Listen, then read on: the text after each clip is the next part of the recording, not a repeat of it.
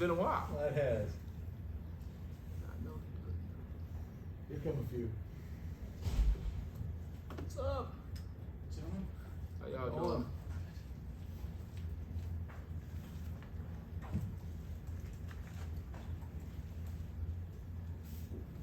Ross, you have any Coke bottles or anything we're supposed to have up here? Clemson is proud to promote Gator Lights. Okay. As long as you're not infected, probably we'll be all right. That's right. So go ahead and fire it up. Being joined on the left by Tyler Grisham, wide receivers coach, and on the right by CJ Spiller, running backs coach. I'll go ahead with questions whenever you're ready. What was y'all's take on the new offense when it was first introduced to y'all, I guess, and then fast forward to now? What's it, sort of your impressions? Good, CJ. Well, obviously it's new, so it's just all about just really learning the terminology. Obviously, you know, we watched some TCU film, kind of just get a background, a foundation of what was being ran, and obviously in the passing game. But I think our guys have done a great job of really retaining all the information and really just going out there and just trying to execute. I'll say we definitely farther ahead than probably what we were day one. But just a credit to the guys just really honing in and really taking ownership of really just trying to get this offense down. I mean, to me, you're always learning each and every day until you can try to master it. And I think our guys are on the right track with that. Yeah, I'll say you feel like a freshman a little bit. You know, as a staff, you're sitting there, and everything's new, and you're learning new signals. And I think we're excited that Garrett's had great success with his scheme, with his offense, and he's implemented it. He's installed the offense, and Coach Sweeney's given him a ton of freedom to do that. We all have our thoughts. We're able to share ideas, and we've actually used some similar terminology. If it's a almost exact play that we've run, which I think has been helpful because the guys can hear the word and understand what that means, immediately, without having to learn a completely new terminology, which has been helpful, here and there, which is great. But man, there are new concepts for sure, and new reads, and as y'all know, you've probably already heard a lot of freedom for the quarterbacks and even for the receivers and backs, and I think the guys are excited. I think we're all excited to learn something new and let our playmakers make plays, and our guys are having fun and playing free. So it's been a fun transition, but it's taken a lot of work by the staff and by the guys, and everyone's bought in, and it's gone well so far. What sort of your take on the receivers staying where they are, not switching sides, and is that something you ever considered doing? Even before Garrett got here. We did some of that. I mean, our base offense was we switched sides. You had a boundary and a field receiver. When we went tempo, they stayed same side. When we went 2 minute, right, tempo, they stayed same side. You have your one word calls, of course, when I say tempo, like one word fastball plays, right? And then you have your 2 minute. That's kind of what I was referring to, where they stayed same side already. So we weren't foreign to that. But I think it just helps you play faster. It makes you simplify a little bit more maybe. But it also makes everyone have to learn the entire concept. And we always taught that way, but now you're going to be on the front side or back side of the concept all the time. So you're forced to have to really learn the entire scheme. And teach it, know it that well, where you can teach it because you're going to run it. And so the guys, I think, man, it's just they're excited about that because they can be a part of the whole concept, front side and back side, and make plays. But I think it helps you play faster. It's probably the main thing I would say. So have you moved any guys to different positions as a result of that? Like different outside spots? Or Yeah, no, not right now. I think you're kind of, we have some guys out, I would say. We have some guys that aren't practicing full right now. So you're kind of, you're forced to put guys in certain spots. And honestly, a guy that played on the right, maybe at like your Z, he's also having to play the X to the left a good bit as well. So we have a few guys that are already having to be swing guys because of lack of numbers, which is going to help everybody. It's going to help them to really have to learn it. But we'll definitely, we have in our mind kind of an idea of who might be the better X, who might be the better Z. But those guys will have to go out and just perform and see who does that best. Coach Spiller, last spring, Shipley and Pace were both out. So, Moffitt, it was a great opportunity for him being the guy, but how much of a benefit just having Shipley back this spring together with Moffitt? Well, anytime you can get, great players back, it always is a great benefit to have pretty much that whole room healthy. It brings great competition. It's pretty much just like we talk about each and every years, you start over, and that's kind of the mindset that, I had as a player, and that's kind of the thing that I try to create with my guys is that no matter if you've been here 4 years, each year is a new year, and you have to start over on a brand new sheet of paper and write down new goals and how you can get better as a player. And both of those guys, Shipley and Moffitt, have done that. But anytime you can get great players back, it definitely is a great benefit for your offense. I guess, Tyler, how much of a hindrance has it been just not having, I think it's 7 scholarship guys that aren't here right now, that will be here in the fall? I mean, how much has that held you back at all? What do you say, Saul? I would say it hasn't held us back at all as far as what we're installing. We're installing the entire offense, and what's great is like Bo is not practicing full when it comes to tackle and getting collisions and stuff like that, but he's out there and he's doing everything else that's team separate, which is great. So he's getting reps already, and it looks fantastic. It's hard to watch him and not put him on the scrimmage field, unfortunately. But and Adam, I just saw him catching passes after practice, and so he's coming along, which is great. And you have your guys that will be here this summer who I know they're hating not being here right now. I mean, they really are. Everybody wants to be here and compete and on the offense and be with the guys. But they'll be here soon enough, and they'll help us. But as far as installing, it hasn't hindered us whatsoever. Is Troy back yet or doing anything? He is. He's still recovering. Not quite as far along as we had hoped. But it's one of those things that there's no need to get him re-injured. Let's get him fully healthy. And so he's learning. And he actually ran a very similar offense in high school. And it's funny because some of the terminology was a little similar, at times. And so it was encouraging for him, because you're sitting there and everyone's like, all right, I've got Noble who's here and he's a freshman. Well, guess what? Bo Collins is sitting right next to him like, all right, what are we doing? Like we're all learning it together. But I think it was encouraging for Troy and even Adam. Adam did a similar offense at Myrtle Beach. So, I think whenever he'll get back, he shouldn't skip a beat. Tyler, obviously you don't want the guys out, but is it beneficial for guys like Cole Turner? And then in regards to Cole, we saw him flash at the end of last year. Where do you see him and how good can he be? Because I hear things and people say, yeah, we think he has a chance to be pretty good. Yeah, He's special. Yeah, that's right. He can be. Appreciate that, CJ. I mean, if you've heard Coach Sweeney, I guess he's probably already referred, to Cole. I mean, he loves some Cole Turner, and but for good reason. I mean, he's a heck of a player, and he's gotten those first team reps. He'd probably be rotating in with Bo and Adam and those guys, but he's getting first team reps, every one of them almost. And he's done really well. I mean, he looks like a stronger player. Still room to grow. That's an area that I've really challenged him in. But he's playing stronger. He's playing faster, more confident, and having fun. And he made, might have already heard, but in the last scrimmage, a great play over Nate, who's a best corner, fantastic corner, but a nice over the shoulder touchdown play.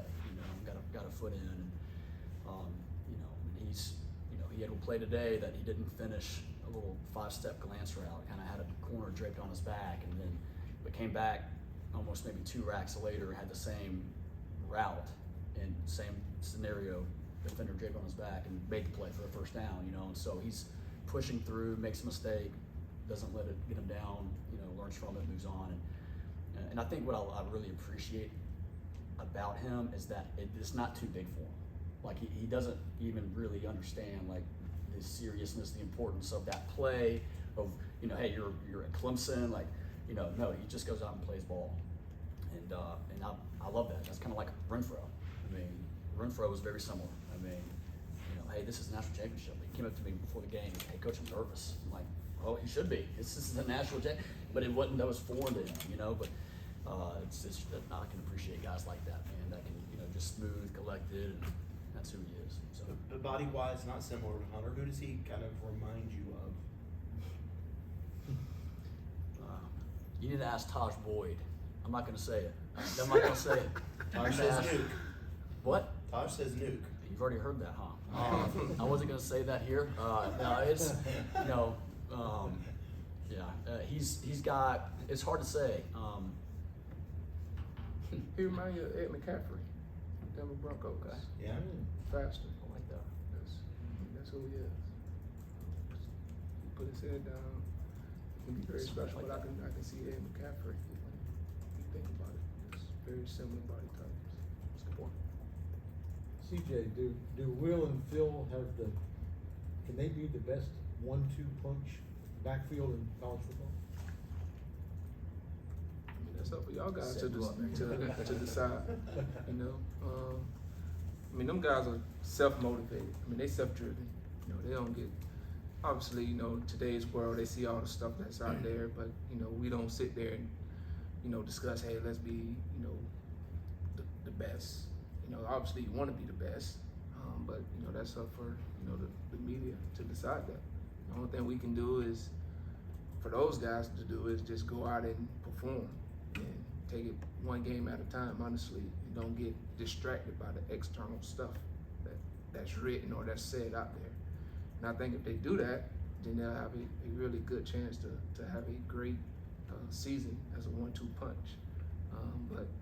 But then you have other guys in that room, because we all know, especially, you know, playing that position, you know, you just never know what happens. So, I mean, you have guys like, you know, Dominique Thomas that has to be really good. Keith Adams, who's having a phenomenal spring right now. And then you got, you know, two guys that's not even here with Jarvis Green and Jamarius Haynes. So, you know, it's a very competitive room, you know, and those guys take great pride into that, and they know whoever runs out there, you know, you represent the whole room. Obviously, with those guys being the older guys, you know, they get all the stories written about them, and with that comes a huge responsibility, and those guys do a tremendous job of handling that. And, you know, I always tell guys, man, is that, you know, everybody want to be the driver until you're in the driver's seat, right? So that's kind of how they go about their business. But, you know, the story's unwritten on this year, because we haven't started the season. You know, we're just trying to swallow this offense as much as we can, and then once the fall get here, we'll see what happens. But I know those guys they'll be self-motivated to go out and showcase their skills. Coach Grisham, Antonio was so polished as a freshman last year. How do you make him even better? He's already improved. I think we've challenged him a good bit to kind of, you know, just mature in every sense of the word. And he's responded well. You know, you've heard it before. You know, they don't have sophomore All-Americans, right? And he knows that. You know, and very similar, like I talked about Cole. Man, he's steady Eddie, man. He doesn't ride the emotional roller coaster, and you know, man, he's just one of those kind of rock solid guys. When it comes to showing up and being who he is every day, you can kind of count on him being who he is. You know, he's pushing through. He's practicing his tail off. He has dominated the scrimmages already, making plays, playing strong, playing tough, putting his shoulder pads down and finishing plays, you know, north and south. And he's already improved. You know, I think he's very self-motivated, but like I just said, man, we were challenging him to take another step, because he can, you know, and to not be satisfied, because he's a phenomenal player. You know, he can be one of the best out there, be elite. So, gonna have to continue to be a leader for us, and you know, speak up a little bit more. You know, he's a quiet guy, but you know, try to really, you know, be that be that alpha, and know when to speak up, right, and lead. And he's doing a better job of that as well. I think Antonio said that, you know, I underachieved, we all underachieved in the receiver room. I mean, is that something you agree with? And I guess how do you fix Oh, it? yeah, I think, you know, there's an excitement to get out there and play and make plays and be who we are, you know, be Clemson and be what you've been accustomed to seeing, you know. And I think every position kind of wears that, right? Where they, you know, it's kind of one of those things. Maybe you feel like there's something to prove, right? Which, hey, if that kind of creates that edge for you, like, use that, you know. If a guy, you know, for me, it's if you're just so committed and just love the game and just, hey, go out there and make plays and don't think about trying to prove anybody wrong, because that can hinder somebody, right? Like, what works for you? And part of my job is to figure out what gets them going, man. What gets them fired up to go make plays and have fun and dominate, you know. And that's the thing we focused on, just every play, dominate the man across from you. You know, like go win. Run game, passing game, you know. And so having that mentality, you know, having the mentality to win every rep, and it's been fun. You know, I think there's a hunger and there's a good fight to our guys right now.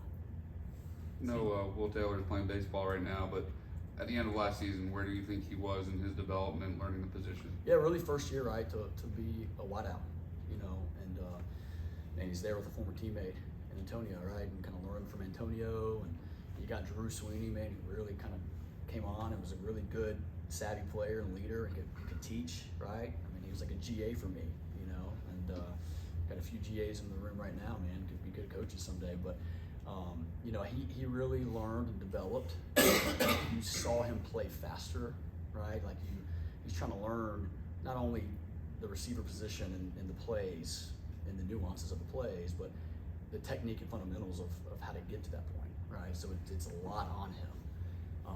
And I saw a ton of improvement and excitement out of him. And man, so quick as a cat, man, great hands, you know, got some dog to him, toughness, and so all the things you want. So I mean, I think we all want it for him, you know, in football and baseball. You know, that bat's coming alive, you know, which is cool. So we want it for him. For both of y'all, how much do y'all think this offense and sort of the mentality meshes with Cade and his mentality? I would say I want to say he ran something similar in high school. I mean, he's just one of those just natural leaders, so he can take very great command of the offense. And I think with this offense, it gives the quarterback that opportunity, that ability to really take command of it and really lead, charge, and be able to do things that you can see on the field. Because as coaches, yeah, you can draw it up and it look good on the board with X's and O's, but at the end of the day, the players have to go out there and play. And I think with this offense, he'll be able to go out there and communicate what he sees on the field and be able to come over to the sideline and communicate that with Coach Riley. So I think it's going to fit his personality and his mentality very well. Yeah, I'd agree. I mean, it's you know, the first practice, right, of spring, new offense. You've got Cade looking out there and tag like changing a route for a receiver. We were trained to have our eyes on him because you're giving him freedom, right? And there's you know, not complete like do what you want. There's play call and there's a couple of things that he can be considering, but giving him answers and letting him trust what he sees, which is fun, you know. And all the guys, like our first walkthrough where we did that, you know, they all were like, "This is awesome. Let's go. Like, this is great. Like, put me in the best route to get open for you, man." Like, you know, they're all, so that was exciting. And so I think there's a little freedom there, which makes them feel like they have some control. And then, you know, little gunslinger kind of mentality, like, hey, let's spread the ball around. Let's get this guy open and put him on this. And, you know, so it's fun. You know, the receivers are excited. They know that, hey, he's going to put me in the best position to make plays. And so, yeah, man, I think it's an exciting scheme. CJ, Shipley really came into his own last year. What do you appreciate most about his game? and it's really everything, honestly. I mean, he's the ultimate competitor. I mean, this kid plays with a competitive edge that you have to match it. Because if you don't match it, it's gonna be very hard for you. It's almost like I'm pretty sure you probably watched The Last Dance with Michael Jordan. How he was in practice. I'm not saying Shipley's Michael Jordan, so let's not write that. I'm saying Shipley's Michael Jordan, but just that competitive, fierce, like how he go at you. He's just a different player when he step on the field. But off the field, I mean, he's one of the nicest kids that you can be around. Very humble. But when you step on the field, that kid is all about winning, and he's gonna do whatever it takes to win. He's gonna push everybody around them to be better. And to me, that's a great sign of a great teammate, because he's pushing everybody else around them to be better, to be their best. And then he's holding himself accountable, because when you do that, you got to make sure you're on top of your game. And he does a great job of that. So, and I'm just very appreciative that I get an opportunity to be his coach, really be all those guys' coaches, because they do bring a great joy, and they make it very fun and very lively to be in that room. But he's the one that gets it going, just from his competitive nature. I saw you do a lot of amazing things in your playing days. Did you ever hurdle a player like Will did? I think it was the Louisville game when he hurdled that player. Nah, I ain't got that on tape, man. He up one on me on that right there. You know, but I mean, that's just, if you go back, and he actually sent me some video over the summer of him like training, jumping over some physio ball, and that just comes through repetition. And you know, when you're playing the running back position, it's all about instincts, honestly. And that's just one of those plays that, you know, his training that he's done in that summer, it showed in that game, jumping over that player. No, I think the time I tried to jump over a guy, I think it was against Maryland. It was on their sideline, I believe. And I think I ended up landing on my neck, and I said that would be the last time I jumped over someone. So, you know, I just stuck to what I knew best. That was make a guy miss and not run him. Ran a pump back in your sock though. Yeah, that's one of those. I told him that's one of those moves. Is very similar to the Georgia Tech that I had. Like, that's gonna be a play that's gonna be remembered forever. Like that's an iconic moment for his career, and he understands that. He's very humble about it, but yeah, he up one. He up me on that one. CJ, this is your third year as a position coach, Yeah. third offensive coordinator. Yeah. What's this journey been like for you since you went on the field? Honestly, it's been fun. Obviously, you know, changing coordinators and, you know, learning new offenses, learning new personalities, getting opportunity to see how stuff is ran, and see how everybody does their thing. But you know, just like Tyler said, I mean, it doesn't matter sitting at that table as the play caller. You know, you have to learn it, and you have to be a student of the game. But it's been great to be able to be around different guys, like, you know, starting with Coach Elliott and having Coach Streeter and now Coach Riley. So it's been good. I wouldn't say it's been, you know, frustrating, like, oh man, I wish I would have just had one guy. I mean, there's some things just out of your control, and I don't sit around and worry about that stuff. You know, whoever Coach Sweeney decides that he wants to be at the helm of that, you know, you trust that process, and then you put your arm around that guy, you follow his lead. You know, he set the tempo for our offensive staff. You follow his lead, and you try to go out there and make sure that he looks great, and make sure that our guys are ready to go out there and play. And so my responsibility is to make sure that the running backs know what they're doing, and they go out there and they execute at a high level. But it's been great learning, you know, from each and every one of those guys that I've had so far. I guess, what is the vibe like on his staff? I think. What's the vibe like? Because you got the 42-year-old Kyle Richardson, I think is the oldest person on the staff, and everybody else is pretty much the same Oh man, age. you should have come to one of our meetings, man. We'd be vibing in there. you know, we loose, and there's a lot of energy. But at the same time, we know when it's time to work, it's time to work, right? But you know, it's a lot of energy on our staff. We all get along with each other. You know, we hang out. We know how to cut up. You don't always want to be serious all the time. You know, so we do it. I think we got a great mixture of that amongst our offensive staff. Like I say, Kyle, he's the old man in there. You know, he's grandpa. You know, so we like the grandkids in there to Kyle.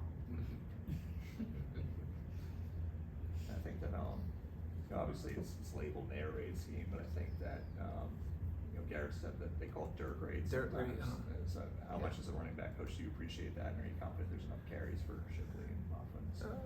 Well, the good thing about, I think Coach Grisham, he can attest to this. The good thing about, being in this offense is that, Coach Riley, he's gonna get the playmakers the ball.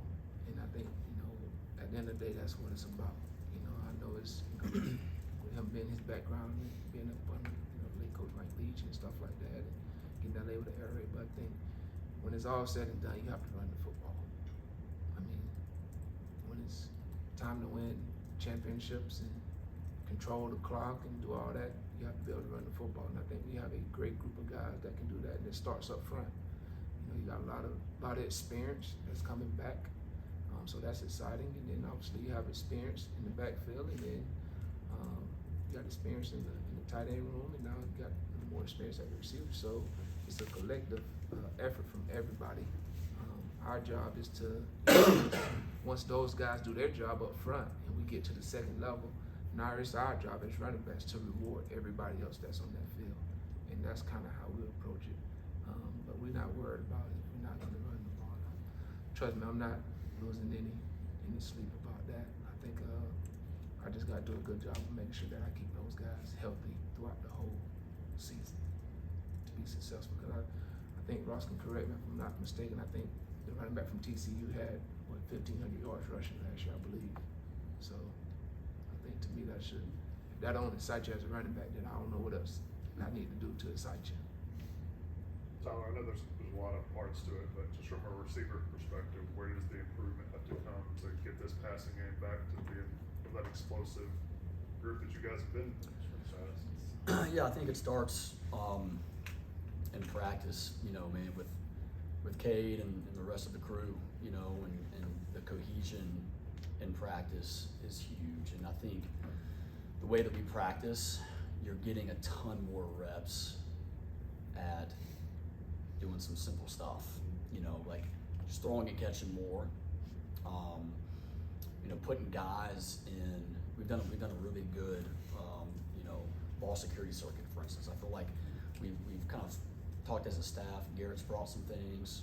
We've had some when it comes to how you practice, and I really like what we've done in spring so far, and helping our guys get just a ton more reps throwing and catching, and getting confidence from consistently performing well in practice, and it doesn't always have to be full speed. I think my wideouts, you run all day, but knowing how to take care of those guys, but still get repetitions on your slants, on your goes, on your bang gates, on your out. I mean, and we can slow it down and coach, and I think we've learned a lot from that. I think we've already seen improvement.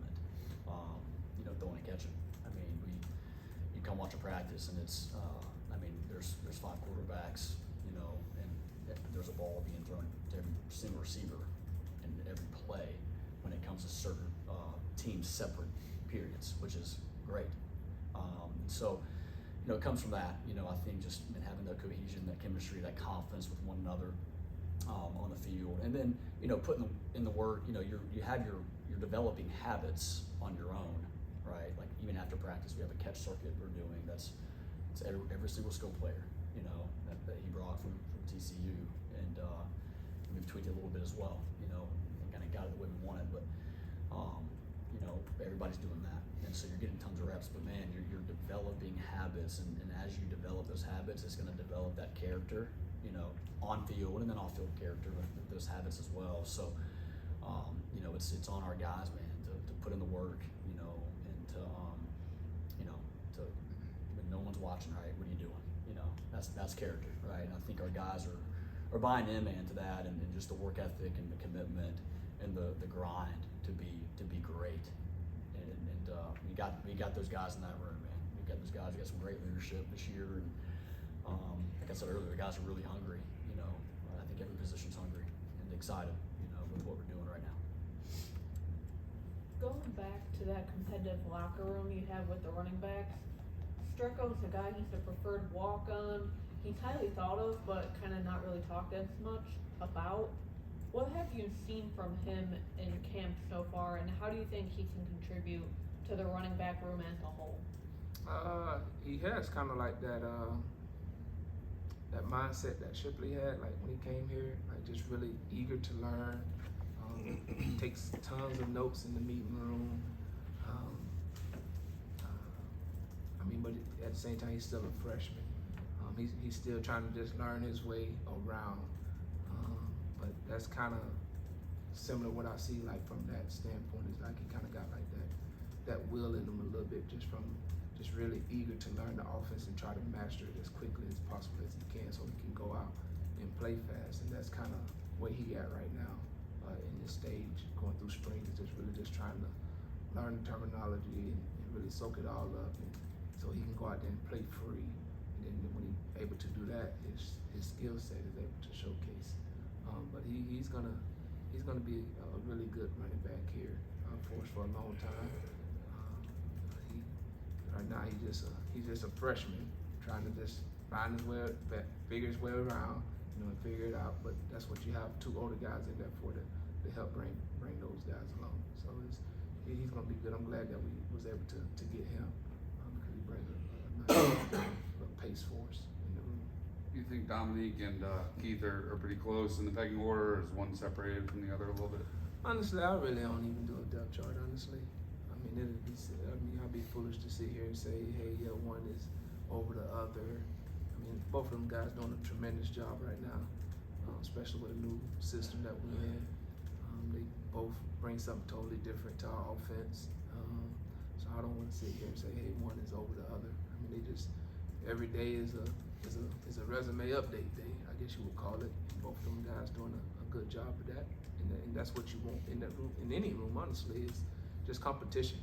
But it'd be hard for me to sit here and say, hey, those guys one is above the other. They both doing a tremendous job of taking advantage of the reps that they're given. I think Tyler, you talk about Bo Collins, you wish you could get out there some of those team reps. What have you seen just in individuals in terms of how he's progressing as a player? Yeah, he's doing well. He looks strong. He's been working on. It's funny, like he's trying to he needs to add fat. Okay. Yeah, like he's walking around. He was at my meeting and he had like a bag of like candy. I'm like, what you doing, dude? That's not it's not like you. And he's just he's so trim that we're trying to add a little fat to him to help him out. And I don't even know why. I asked the nutritionist. Like, I guess it'll help him somehow. Okay. But he looks great. He worked on his body, that shoulder, trying to work around it, get it stronger, of course, but work around it. But he looks great. He's moving well. He's making plays. He's able to kind of looks like he'd probably say not full range of motion maybe right now, but it sure looks like it. He's making great plays out there. Great catch radius, and man, I'm just excited for him. This is a big year for him, really big year. And staying healthy is huge. But man, he knows what he's trying to achieve, and we need him to step up, and be the player that he wants to be, and we know he can be. And he's gonna fight, man. He's gonna work for it. He's a worker, grinder. Perfectionist. He wants to be elite. So he's done well. Tyler, do you feel good enough about the personnel, particularly at the outside spots, where you feel like you don't need to possibly explore a portal addition later, or is that a possibility at some point later in the spring? No, I love who we got, man. We're gonna have 21, unless something happens, with like 21 wideouts on our roster as it stands today, and it's a lot, right? And so our guys know we've got guys coming in this summer that would like to play, that we're gonna compete. You see Antonio. Adam Randall was competing to start as in the spring before he got hurt.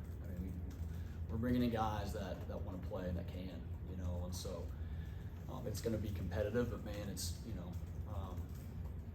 I'll say this: we've got a great room with a ton of respect for each other and a ton of support. That's huge, right? Unselfishness, right? Is going to be big because we're going to have plenty of guys that can make plays. So I'm excited about who we have and really lighten up the scoreboard with the guys that we do have. As you mentioned, Adam, how was he handling kind of the stops and starts? Obviously, he had a great spring last year, and then torn ACL, and then played a little bit, then he's out again. I didn't catch the first part. Adam Randall. Right, what so, about- So how do you think he's handled the stops and starts? Stop start. Yeah. Yeah, well, it's. I mean, he's gone through it, man, and he's got great parents. Wanda and Jerome are phenomenal, and so I think he's got a great foundation, faith and work ethic, and I mean he recovered really fast from an ACL, right? And then this little deal here, I don't even know fully. You know, you can ask the doctors on what took place there, but you know, another surgery. But he's recovered well. They're having to say, you know, whoa, all the time with him because he can probably do more than what's prescribed, but they want to be safe and just be smart with him. But I mean, he's one of those guys, kind of like, you know, Amari Rogers was. Like they're gonna grind, and if they're at home sitting around, they're doing something to help, you know, to help them improve, to recover like that. And that's who he is. And so he's got a great attitude. You know, he's got a smile on his face. I mean, he's engaged in the meetings. You know, he's taking notes as if he's, you know, out there getting every rep.